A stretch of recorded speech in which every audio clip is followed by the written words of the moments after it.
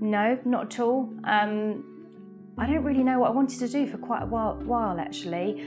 I always had the passion for gardens from fairly young. I suppose as soon as I started, getting into my house and into interiors and things like that. So it was definitely in me and part of my makeup, I think, from a fairly early age. But it wasn't until actually I started working and earning a living that I realised that I didn't want to be in the city and that I wanted to explore making a business out of my passion. So I think I owe my parents a big thank you for actually getting me on the road to working in the garden industry.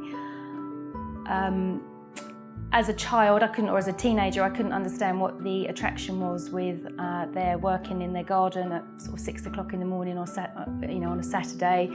I'd look out and think, oh, they're there again, pottering around, changing the garden.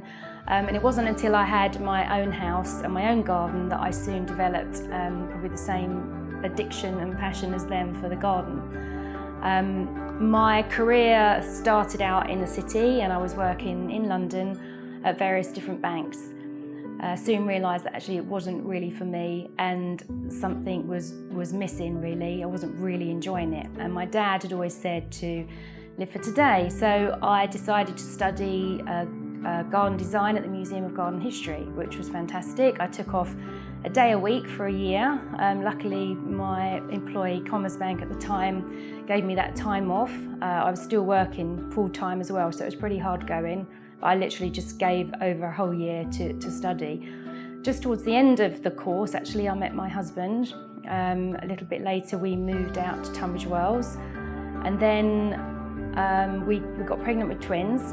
So a couple of weeks before, just a couple of weeks before the twins were born, unfortunately, my father had a massive heart attack and unfortunately didn't pull through. I think as a result of that, that was a huge catalyst for me thinking, you know what, you only have one shot at it, you only get one chance at life and you have to do something that you love doing. So as much as it was heartbreaking for all our family, it was the cloud that had, I suppose, a silver lining for me in that I've always got my dad's words there, live for today, do what you love doing. So with that, I didn't go back to the city and I thought, well, I'll set up my own business and I'll set up a garden design business. Can't be that hard. And I soon realised that with twins in tow, it was going to be a bit harder than what I'd kind of realised. It was tough because it was such a culture change from working in London, having a team around you and having that camaraderie, and I really missed that. And then suddenly, I'm at home, we were in the countryside and I had these twins and I was grieving for my father, as my mum was and my family. So it was really tough, but I just kept going and it was just one step at a time. It was, joining networking groups in Tunbridge Wells. It was talking to like-minded people that are in business, sharing my experiences and just making one step at a time, and before you know it, your little one steps have actually, over the course of a year, have actually given you quite a lot of accomplishment, and actually you've started to build something and you don't feel quite so in at the deep end, so you start making that progress. I remember when I first went to a networking event in Tunbridge Wells, and we had to kind of stand up and say, what you were doing and what your business was. And I stood up thinking, I'm not really a garden designer. I just, I've done a few little projects, but I felt like a real imposter. So you have to start somewhere. And that's the kind of story until now, really. My dad loved his garden so much. So did my mum. They both did, and it was something they enjoyed doing together. My dad literally used to design his garden on the back of his fag packet, literally on the back of his Panama cigars, and he'd always be redesigning their little patch that they had. So I quite often think of him now and obviously how things have developed and the software that we use for designing, and he loved a base and he loved landscape materials, so it's such a shame he's not around now because he'd love what I'm doing. But I know that he's watching somewhere, and yeah, without a doubt, I've got a lot to thank him for. I think definitely when you start a business that's been a passion or a hobby, you don't go into it with a business mindset. And that's something I've really had to work hard and working really hard on. I've just actually employed the services of a business mentor that can really help me move to the next stage. So unfortunately for some time, my passion has been, through the roof for horticulture and design.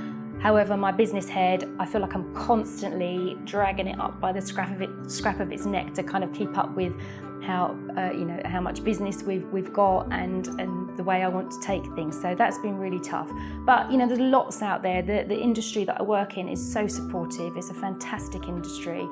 And you've only got to start talking to other people, go to networking groups, and there's lots of help out there. It's just a case of putting yourself out there and looking for that help, and that can complement obviously the passion and the kind of design and horticultural knowledge that I've got. So I don't anticipate that being a problem in the future. It's just that you have to be able to identify it and then find out how you can improve things. I don't know if I do all the time, is the honest answer.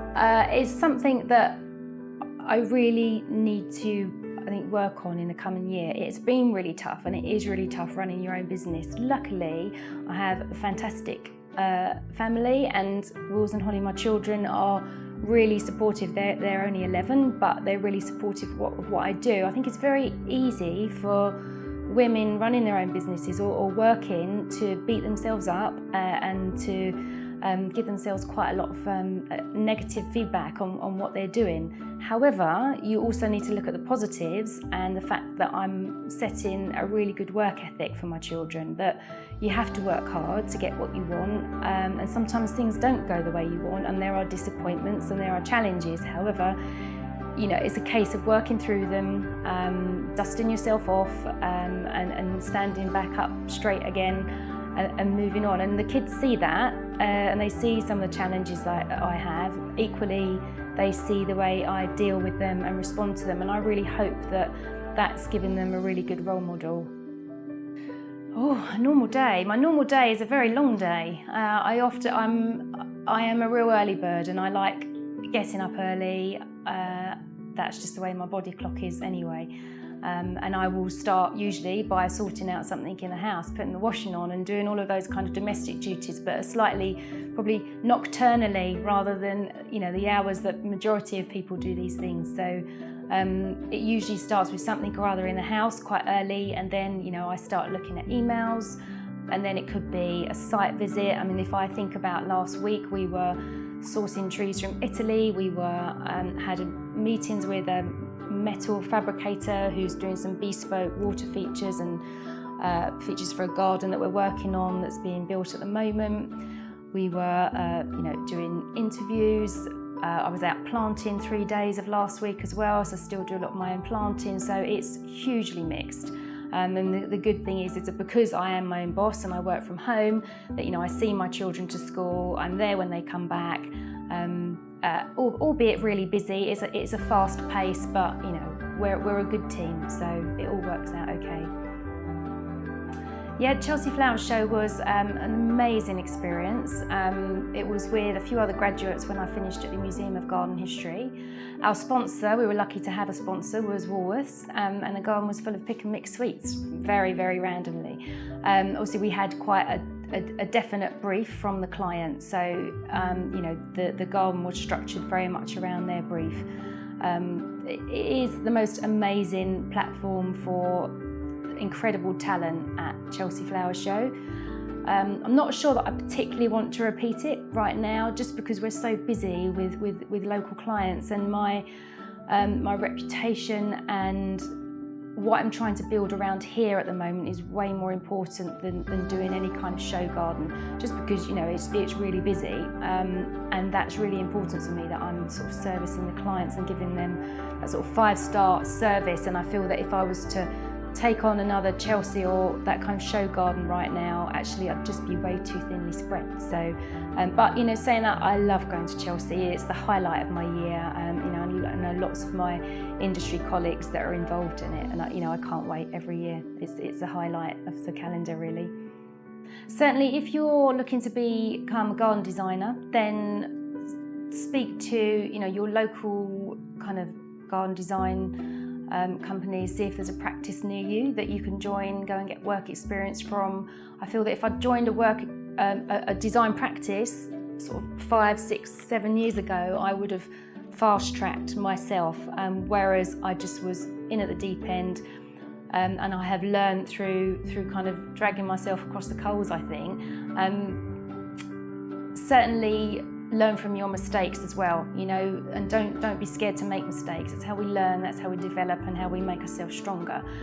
It's important not to just completely, criticise yourself after that, but to work out what needs strengthening in your business and what you need to do to develop it further.